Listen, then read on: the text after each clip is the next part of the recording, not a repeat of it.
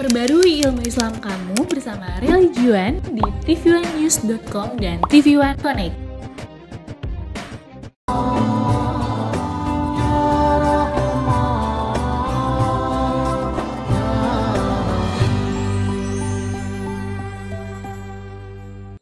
Assalamualaikum warahmatullahi wabarakatuh.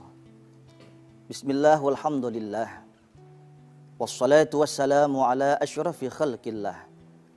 Wa ala alihi wa sahbihi wa man tabi'a hudah wa walah amma ba'd. Asyhadu an la ilaha illallah wahdahu la syarikalah. Wa asyhadu anna sayyidana wa nabiyyana Muhammadan abduhu wa rasuluh. Allahumma salli ala sayyidina Muhammad.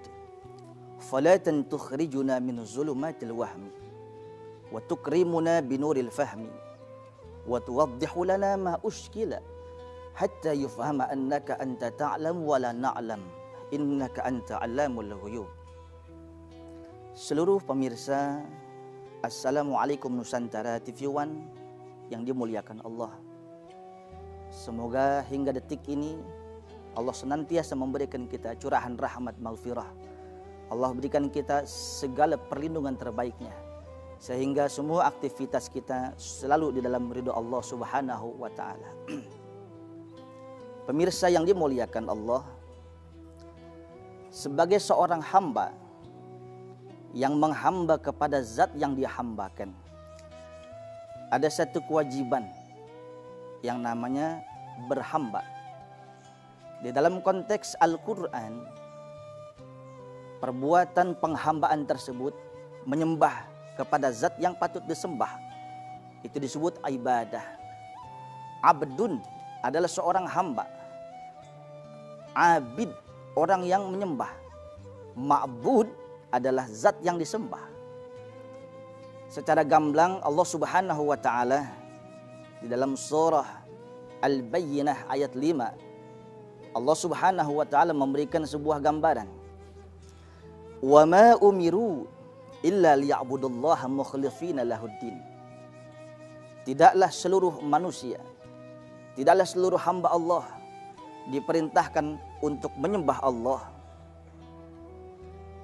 mukhlishina lahuddin, harus ikhlas karena Allah. Saudara yang dimuliakan Allah, secara global mungkin sudah mafhum bagi kita, rahasia umum. Ibadah ada dua, ada mahdah, ada ghairu mahdah.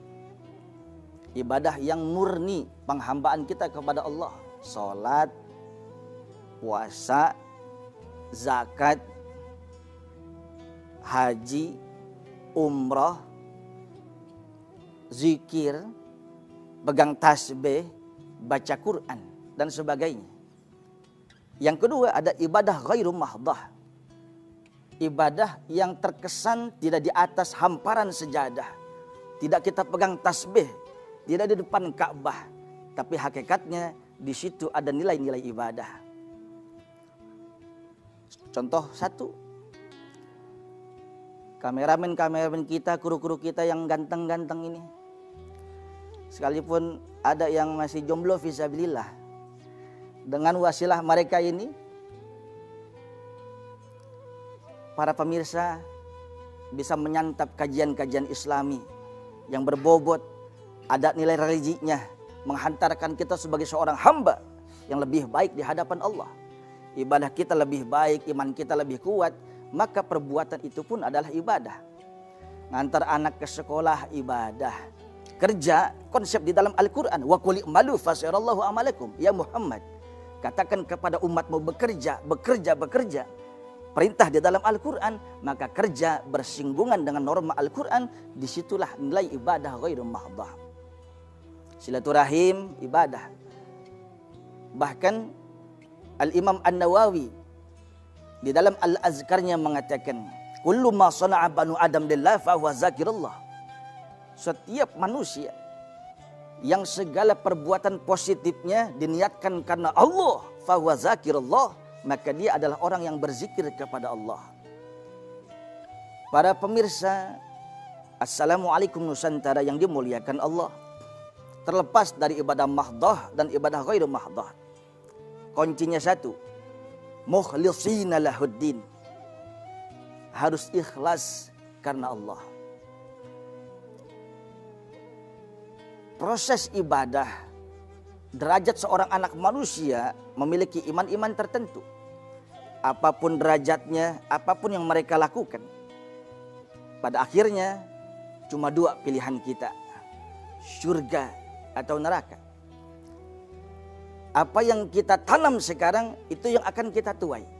Tentunya sebagai pribadi muslim, termasuk kita semua, kita ingin semua akhir hidup kita di dunia husnul khatimah dan nanti sampai di surga jannatun naim.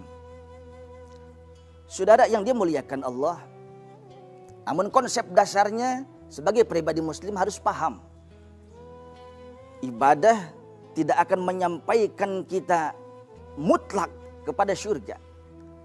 Karena konsep dasar mutlak adalah tidak ada satupun manusia yang masuk surga kecuali dengan rahmat, kasih sayang, izin Allah. Saudara yang dimuliakan Allah, punten mohon maaf, saya keluar sebentar. Termaktub dan tertores pada tinta sejarah peradaban seorang anak manusia, ada wanita tunasusila tingkat kabupaten. Oh, jablay tingkat kakap, semalam bisa nggarap 8 om-om. Pulang saudara, yang dikisahkan oleh baginda Rasul sallallahu alaihi wasallam, berpapasan dengan seekor anjing kalbun akur, anjing yang sangat buruk, rabies, dia kehausan saudara. Tapi sosok seorang wanita tunasusila ini enggak memandang itu anjing yang jelek, enggak. Ada rasa sense of crisis, timbul rasa iba, timbul rasa cinta. Maka kebiasaan bangsa Arab jahiliyah dulu, mobil khusus bangsa Bani Israel, setiap rumah-rumah penduduk itu pasti di depannya disiapin satu semacam kendi. Untuk siapapun musafir silahkan boleh minum. Lah yang namanya anjing nggak bisa buka tutupnya. Maka saudara yang saya muliakan, wanita tunasusila tersebut membantu, konon kabarnya pakai selopnya saudara. Dikasih minum seteguk demi seteguk itu anjing. Dikibaskan ekornya seraya mengatakan terima kasih nona, terima kasih nona. Akhirnya itu anjing kabur, sang nona pun beranjak ke tempatnya. Berapa langkah dari tempat tersebut saudara meninggal dunia. Maka malaikat azab emang udah gemes nih mah, emang gua tunggu-tungguin ini mah. Ditunggu sama malaikat azab, perantara malaikat Israel saudara, maka direbut oleh malaikat azab. Ini harus menjadi bahan bakar neraka jahanam. Begitu mau diceburkan ke neraka saudara, datang malaikat rahmat. Ulah gitu, kata siapa? Mang Endang. Kira-kira saudara, kata malaikat rahmat, tunggu malaikat azab. Aku baru saja mendapatkan SK langsung dari Allah untuk memasukkan seorang wanita tunasusila tersebut ke dalam surga. Kau tidak salah malaikat, tidak. Kau tahu engkau dan diriku adalah sama-sama makhluk Tuhan, tidak pernah maksiat, tidak pernah durja, apalagi manipulasi data. Lalu apa yang Allah perintahkan? Aku ulangi sekali lagi. Aku diperintahkan oleh Allah untuk memasukkan ini wanita yang setiap hari kerjaannya menjual diri untuk masuk ke dalam surganya Allah. Tapi enggak ibadah malaikat. Tapi enggak dekat ulama. Tapi enggak membaca kitab Nabi Musa. Wahai malaikat, kata malaikat rahmat, kau lupa.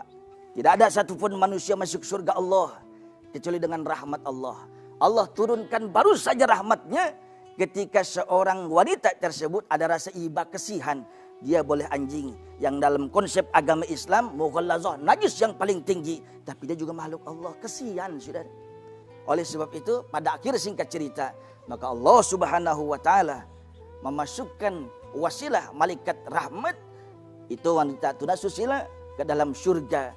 Apa sebabnya? Bisuk yanil ma, dengan memberikan seteguk demi seteguk kepada anjing yang notabene najis mughallazah, timbul rasa iba, turun rahmat Allah. Kebalikannya, di bangsa Bani Israel saudara, ada orang umur 500 tahun ibadah saja. Sebelumnya saya ingin ngasih satu gambaran. Orang-orang dulu umurnya panjang-panjang, tubuhnya besar-besar, ibadahnya kuat saudara.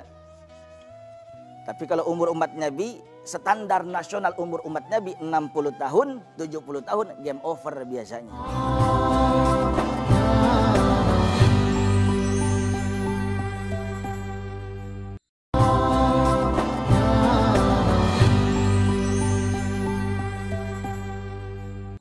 Makanya Bapak Ibu saya kirim salam, kasih tahu sama tetangga sama saudara yang sekarang umurnya 59 tahun, 11 bulan 29 hari, makan yang enak-enak.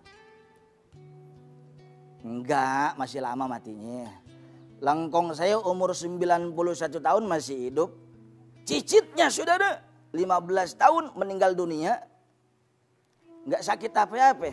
Konon kata tetangga mah kena angin sopan. Angin duduk, kan duduk sopan.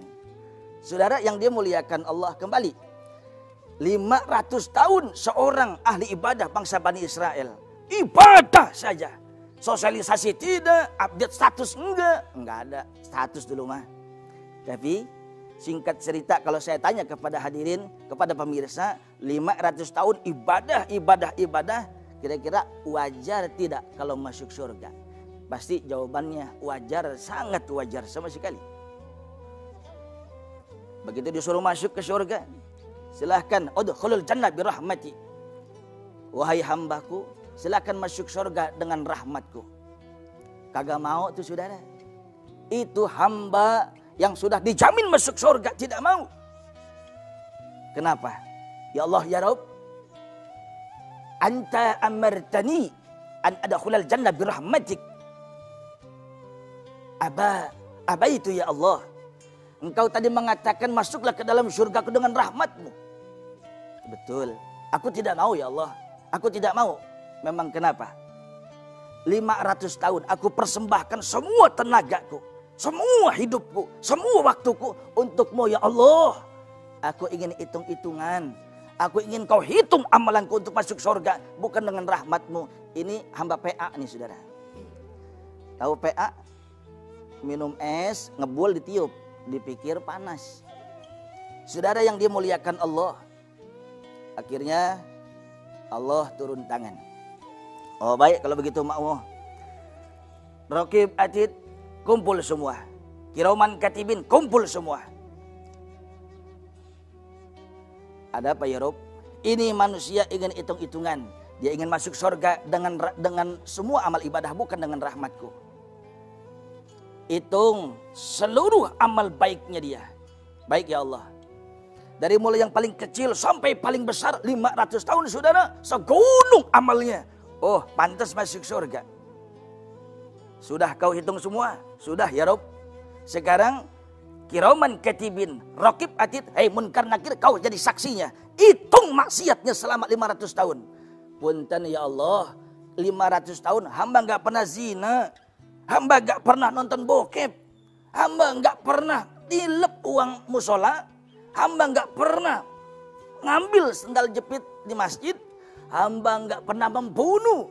Hamba gak pernah melakukan korupsi uang rakyat. Memang kau tidak lakukan itu kata Allah. Tapi hitung betapa banyak kau kufur nikmat. Wahai malaikat, selama 500 tahun kelopak matanya berkedip, hitung apakah dia pernah bersyukur terhadap setiap kedipannya. Hai malaikat, hitung detak jantungnya selama 500 tahun. Pernahkah dia bersyukur terhadap detak jantungnya yang memompa seluruh peredaran darah ke seluruh anatomi tubuhnya. Hai malaikat, hitung setiap dia merasakan makanan, mengecap setiap yang lezat-lezat, apakah dia pernah bersyukur? Matanya memandang, punten mohon maaf, kemaluannya mengeluarkan urin, termasuk duburnya, semua hitung. Saudara yang saya muliakan, 500 tahun ibadah dibanding 500 tahun kufur nikmat, lebih tinggi dosa kufur nikmatnya, faturiha finnar, maka masuk neraka. Ahli ibadah 500 tahun, saudara, jangan bangga terhadap ibadah kita. Ini sekelumit dua kisah yang termaktub dalam hadis-hadis sahih. Paling tidak, stressing point pada dua kisah ini adalah tidak ada satupun seorang hamba di alam semesta ini, apapun jabatannya, berapapun kekayaannya, setinggi apapun makomnya, tidak ada satupun manusia masuk surga dengan semua amal kebaikan. Oleh sebab itu,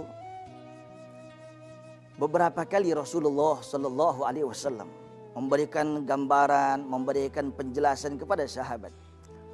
Rasulullah bertanya kepada sahabat, ayuhas sahabah, atadruna manil muflis?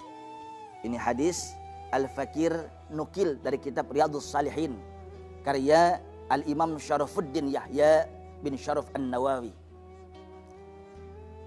Kedudukannya sahih, saudara. Rasul bertanya kepada sahabat, antum tahu tidak siapa manusia yang bangkrut itu? Ya Rasul, saya tahu. Apa sahabat? Man la dirham lahu wala mata'. Orang yang kagak punya dirham, yang kagak punya perhiasan, harta benda. Betul jawabanmu, tapi belum tepat. Ada lagi yang bilang, orang yang dagang, untung dagang malah buntung ya Rasul. Betul jawabanmu, tapi belum tepat. Lalu siapa ya Rasulullah manusia yang bangkrut itu? Ketahuilah, al-muflisu min ummati man ya'ti yaumal qiyamah wa qad syatama haza wa qazafa haza wa akala mal haza wa safaka dama haza wa daraba haza.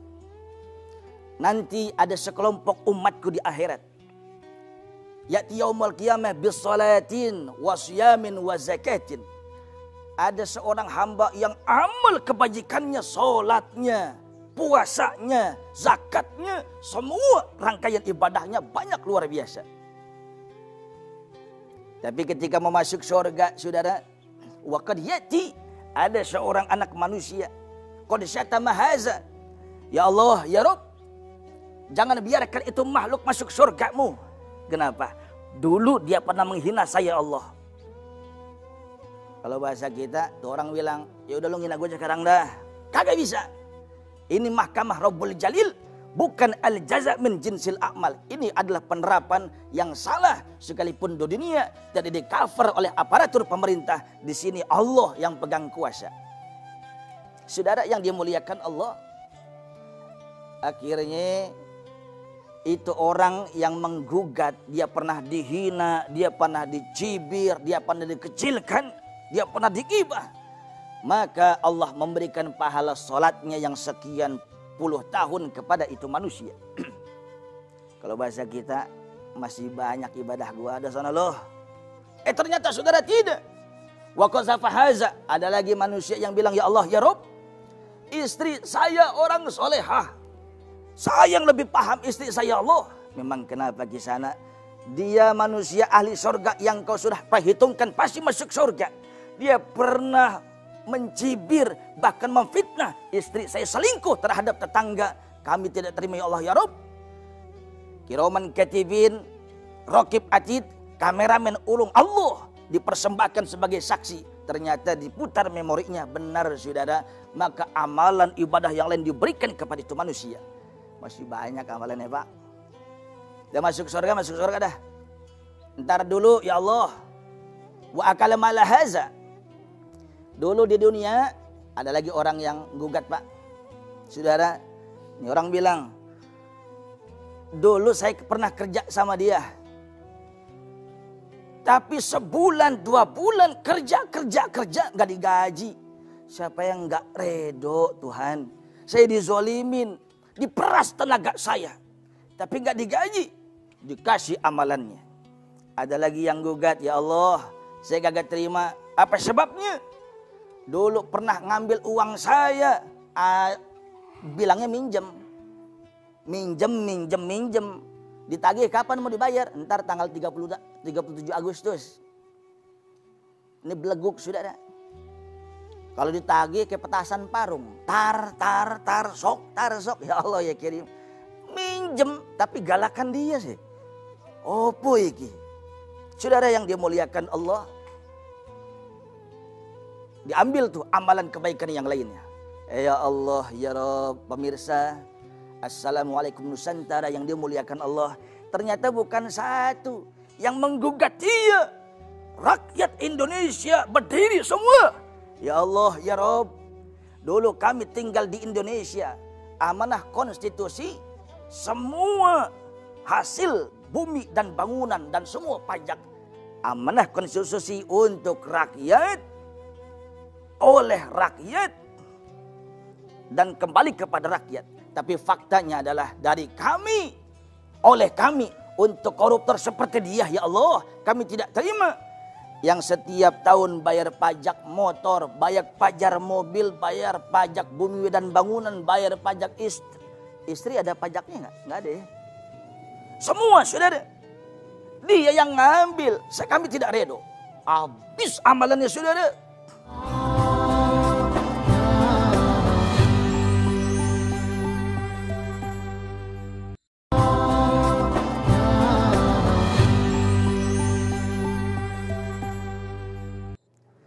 Tapi masih banyak manusia yang dizolimin, yang dipukul tanpa hak, yang dibunuh, yang dilukai, saudara.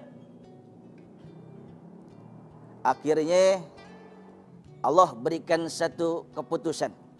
Ini amal manusia yang zolim udah habis. Ente punya banyak dosa, banyak ya Rob. Ente apa? Pernah ngintipin orang mandi? Sini, dosa ente. Ente apa? Gebetak senal khotib Jumat, sini juga. Saya mancing Allah, mancing kagak ngapa-ngapa, yang penting sholat. Ini udah mancing, ya Allah, sholat kagak, puasa kagak, dekat ulama alergi, dekat azan panasan.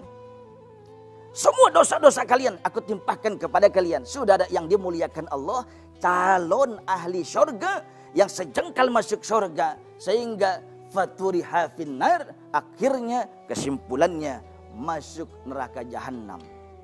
Allah ya Rabb. Saudara yang dimuliakan Allah. Jadi ibadah yang kita lakukan ikhlas kepada Allah cuma peranti, cuma wasilah. Mudah-mudahan dengan ibadah yang kita lakukan ini Allah turunkan rahmat. Ya salatnya kita yang ikhlas, yang ngajinya kita yang ikhlas, ya sedekahnya kita yang ikhlas. Mudah-mudahan turun rahmat Allah. Karena semua perintah Tuhan. Kita pun kalau nyuruh sama anak, apapun yang kita perintahkan, anak taat kepada kita, kita lebihin tuh uang jajannya. Kita sayang saudara. Begitupun Allah. Apa yang Allah perintahkan, apa yang Allah larang, manut karo Gusti Allah, turun rahmat Allah. Tapi jangan semata-mata ibadah banyak, rajin ibadah, faktanya masuk neraka. Na'udzubillah. Pemirsa yang dimuliakan Allah. Ada sisi kedua. Seseorang ibadahnya mentah di sisi Allah. Saya nukil dari ucapan bijak seorang ulama besar, Syekh Ibn Ruslan, di dalam Matnul Zubadnya. Beliau mengatakan, wa kullu man bi ghairi ilmin ya'malu a'maluh mardudah la tuqbalu. Setiap orang, setiap hamba, setiap muslim yang taat ibadah, manut dengan agama kita, tapi rangkaian ibadahnya tanpa ilmu, mardud, ditolak, la tuqbal, tidak diterima. Kalau ngomong sah, saudara, yuk kita lihat ma makna sah. At-ta'rif min makna sah ma ijtama'at fihi asyurut wal arkan. Sah itu adalah apabila terkumpul pada satu perkara, syarat-syaratnya, rukun-rukunnya dikerjakan semua, maka sahlah itu ibadah. Sebelum kita ngomong macam-macam, sebelum kita ibadah macam-macam, sebelum kita zikir macam-macam, saudara, lihat, rapikan dulu sholatnya. Awwalu ma yuhasabu bil abdu yaumal qiyamah as-shalah. Pertama yang ditanya nanti di yaumil hisab, yang ditanya adalah salat. Bukan ditanya berapa banyak istrimu. Mohon maaf saudara. Berapa banyak kau punya sedekah? Berapa banyak kau punya majlis taklim? Berapa banyak kau punya jamaah? Berapa banyak kau setiap tahun pergi haji dan umrah? Tidak saudara. Wallah. Yang pertama adalah kaifa salatuk. Bagaimana salatmu? Ketika salatnya baik, maka insya Allah masuk surga. Ketika salatnya bolong-bolong, sekamar sama sendal bolong saudara. Saudara yang dimuliakan Allah. Sampai ada satu lokalisasi khusus untuk orang yang meninggalkan salat. Nar sakar. Neraka sakor saudara. Ya Allah ya Karim. Wala'iyadzubillah. Mudah-mudahan kita Allah lindungi daripada neraka sakar. Saudara yang dimuliakan Allah. Bagaimana salatmu sah? Tapi syarat-syaratnya tidak paham. Antara syarat dan sah itu berkaitan. Sesuatu yang wajib dilakukan sebelum sholat. Di situ ada wudu. Ya Allah ya Karim. Pernah lisan Rasulullah dengan suara kerasnya Rasul mengatakan, wahai sahabat, wailun lil aqab minan nar. Hati-hati, Anda melihat ada kaki-kaki antum di neraka. Ya Rasul, kami wudu tadi sempurna. Tidak. Aku melihat ada secercah daripada kakimu yang tidak kena air wudu.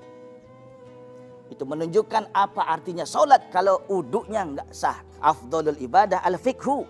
Ibadah yang paling afdal itu adalah fikih. Bagaimana tata cara kita solat, sah, syarat rukun kita paham, semua kita sah. Tempoh hari saudara, Rasulullah melihat ada seorang anak muda solat 4 rakaat. Begitu rapih kata Rasulullah, salli fa innaka lam tusalli. Kisana salat lagi, antum belum salat. Sudah ya Rasul? Belum. Salat lagi saudara, sampai 3 kali salat Johor 12 rakaat. Akhirnya tuh anak muda nanya, ya Rasul mohon maaf, di mana salahnya salat saya? Apa kata Rasulullah? Aswa'un nas sariqah. Perbuatan korupsi yang paling buruk adalah allazi yasriqu min salati. Orang yang suka korupsi solat-solatnya. Ya Rasul, 4 rakaat Zuhur saya nggak kurangin jadi 2. Betul. Tapi yang kau lakukan itu allazi la yutimmu ruku'ahu wa sujudahu. Salatmu ketika ruku buru-buru, ketika sujud tidak ada tumakninahnya. Kalau bahasa kampung saya, di kampung saya, salat mirip capung cebok sudah. Di mana rukunnya? Tidak ada. Karena rukun itu adalah tumakninah sebagian daripada rukun salat. Salatnya rapihin lagi. Saudara yang dimuliakan Allah, naik kepada bacaan yang wajib, rukun qauli, Fatihah. Jangan ngomong Fatihah saudara. Jangan ngomong Fatihah. Tasdid di dalam Al-Fatihah ada 14 tasdid di dalam Al-Fatihah. Kalau kita ngomong ilmu-ilmu bahasa Arab di pesantren, ada fi'il mudha'af. Fi'il yang antara ain fi'il dan lam fi'ilnya min jinsin wahid. Contoh madda. Asal katanya madada, memanjangkan tangan. Karena ain fi'il dan lam fi'il sejenis udhimat. Diidghamkan. Jadi madda.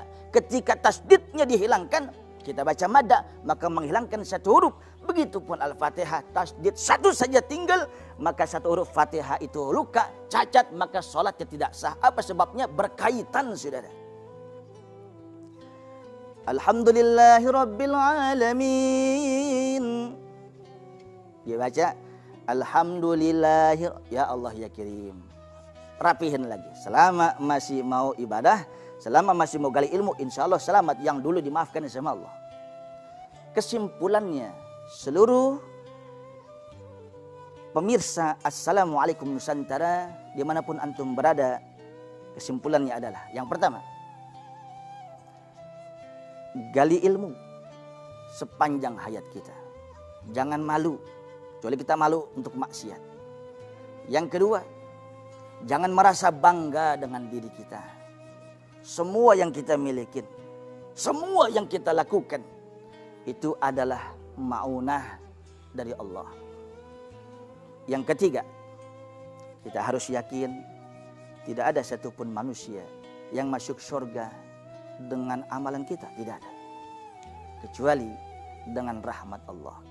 Untuk menutup mimbar singkat yang cantik ini, Rasulullah mengajarkan kepada kita, jangan lupa wahai Muaz, setiap setelah kau sholat, berdoalah, Allahumma a'inni ala zikrika wa syukrika wa husni ibadatik. Ya Allah, bantu hamba, i'anah, bantu hamba untuk selalu mengingatmu, syukur kepadamu, dan baik ibadah.